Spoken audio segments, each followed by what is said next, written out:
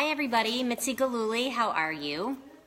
I wanted to come on today and continue talking about my vision trip with Trades of Hope to Haiti and tell you about day 2. So I'll wait a couple of minutes and see if we can get some people to come on. I'm really excited to share this with you. Day 2 was, we had already slept one night at the farmhouse, and so I just want to share. So I will go ahead and start. Hi, Linda. So on day 2, we woke up and it was really great. The farmhouse, they had breakfast for us and it was French toast and it was just amazing. And they had this peanut butter. They make peanut butter there for money. And hi, Lynn.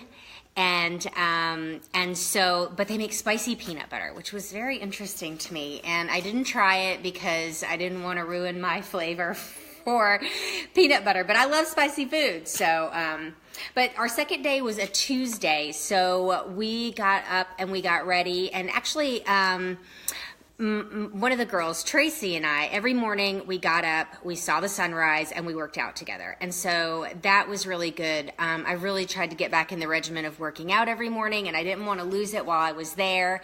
And I knew that she really liked to work out. And so it was really nice because we got to see the sunrise every day, and the roosters clearly wake you up every day, which is really funny.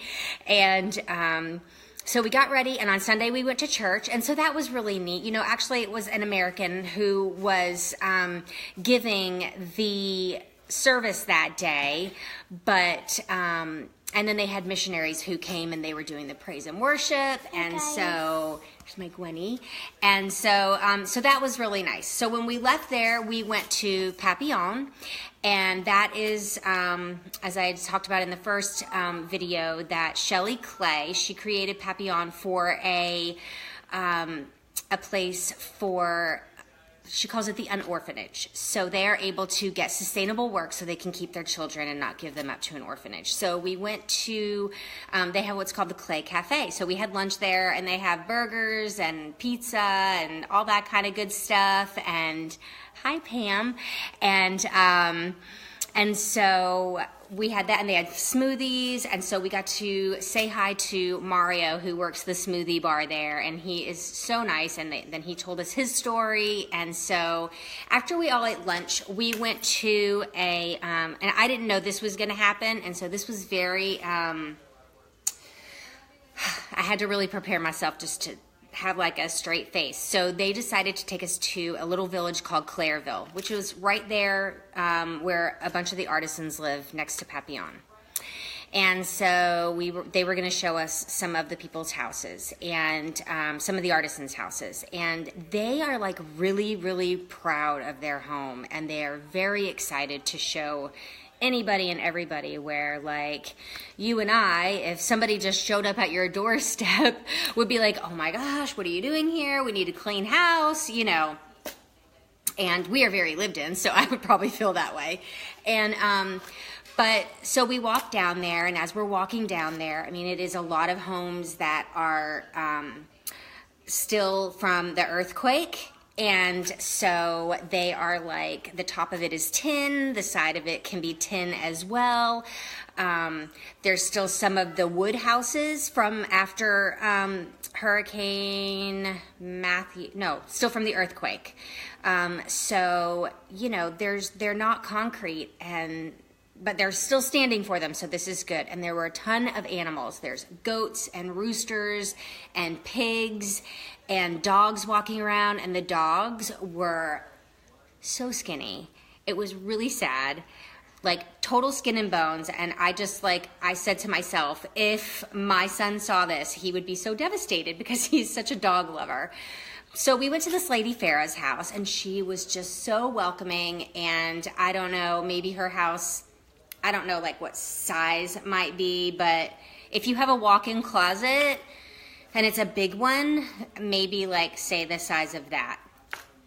And all it really had was like some shelves, and it was a concrete, this one was concrete, and she had a table, and then she had over to the side a bed, and it was probably a full-size bed, and 8 people slept in it. So I think it was her 6 children and then the parents.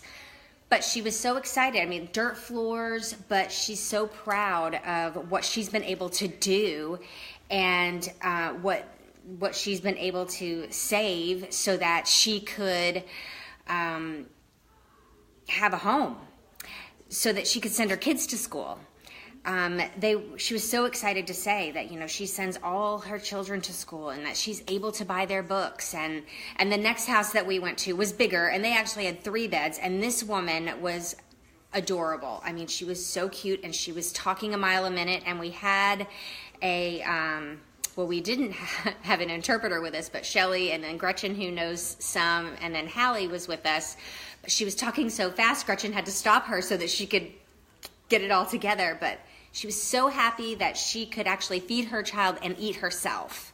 So because of working and having sustainable business through sales of our products, they are able to have a home, send their kids to school. Her daughter was reading a book, and she had to hold it up, and she was so excited, and she was saying she was able to buy that book, and she had a table and showed us where they ate dinner, and she said, I actually get to eat with my children, and it was amazing. So then the next house we went to was a lady named Monet, and she just had a baby.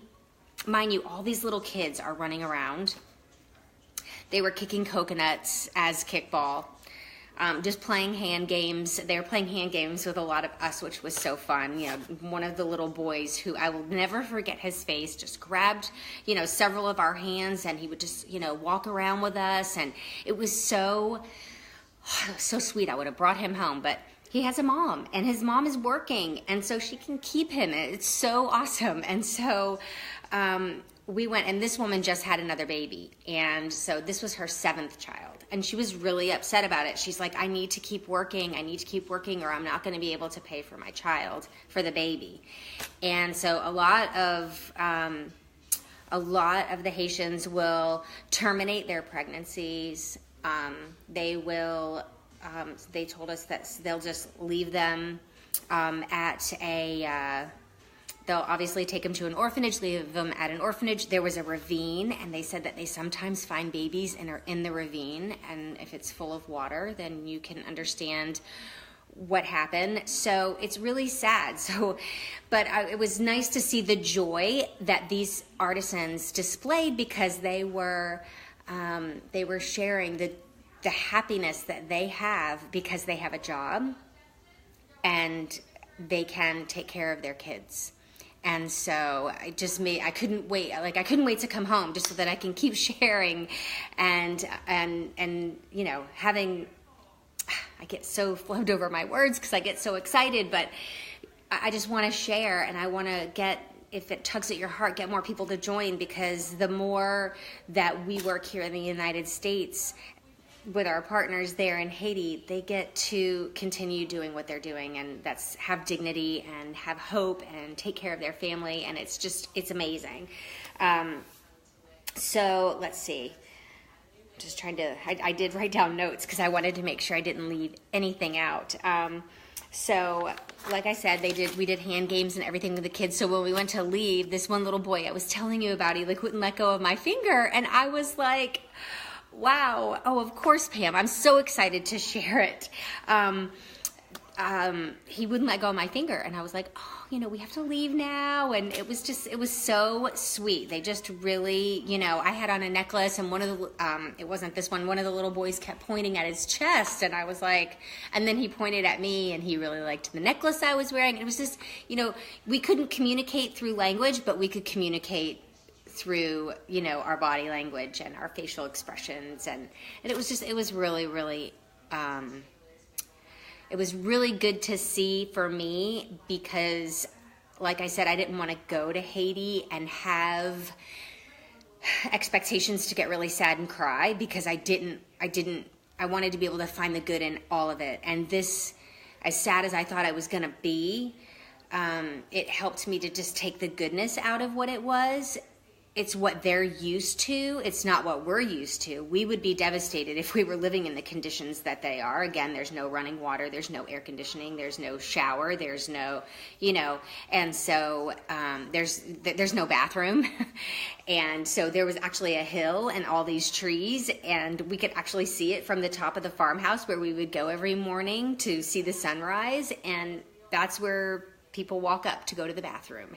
And I'm not sure if they have toilet paper, and that's so sad. So to think about, what we have and we are so blessed to have, and what they don't, but yet they still find joy. And so, that I wanted to take away. Their perseverance was just clearly visible. And so after that, we went back to the farmhouse that night, and we had dinner, and we had circle time, which we had at the end of every day, so that we could discuss what we saw and see how we felt. And of course, even though we all saw the same thing, we all saw it in a different way. Some of the women, it really hit hard that they had to come home and take a minute to cry and let it out. And I didn't understand, why am I not crying? Why am I not letting this out? And I don't know. I've cried some since I've been home, but I just feel like I just want to find the joy in it all and just work from the place of, I'm seeing the impact that we're making. And so I want to continue feeding them the joy that they have and the perseverance that they have, so that they can, as they're, they are so proud that they are sending their children to school. Well, those children are the next generation of Haiti. And if they're getting an education and getting all of this knowledge, then it can change the whole cycle of what's to come in Haiti for generations. And that is just so exciting. And so I just want to take that with me, and I want to share it with all of you. And that's why I will work for these women. And it's not just Haiti. We have many artisans around the globe and here in the United States. And it's so exciting, the things they're doing here in the States. I feel like I need to go and visit.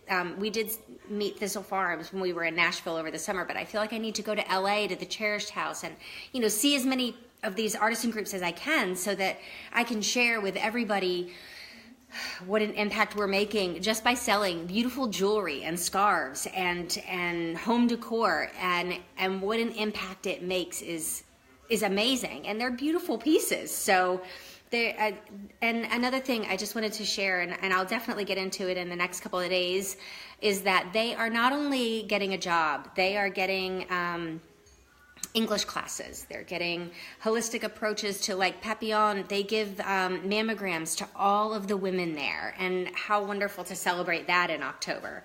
And they're learning about financial. They're learning how to save money. They're learning how to get their medical needs met. So it's really it's an exciting movement to see that they're not just giving them a job, but they are giving them a job, which means so much, because they want to hand up. They do not want to hand out. If you give them $20, it does not help them. They can go and get food for that day, but then after that, they have nothing. It's just like, you teach a man to fish, then he can take care of himself. So anyways, I am just so grateful to be able to share this amazing experience with you. I had the most life-changing experience, I feel, from the inside out, and I am still trying to process it all. We've only been home right over a week, and but I wanted to start sharing with everyone because it was so amazing, and while it's still fresh and I'm still able to just give it to you. But one more thing, as we had circle time that night, Shelly Clay and then Hallie, who works with her, who was so cool, they stayed there with us that night, and they just talked to us and shared with us, and it was just it's so neat to hear what they're doing. I mean, they've left their life, their comfort here in the United States, because they want to help the poor. And it's so inspiring. It's just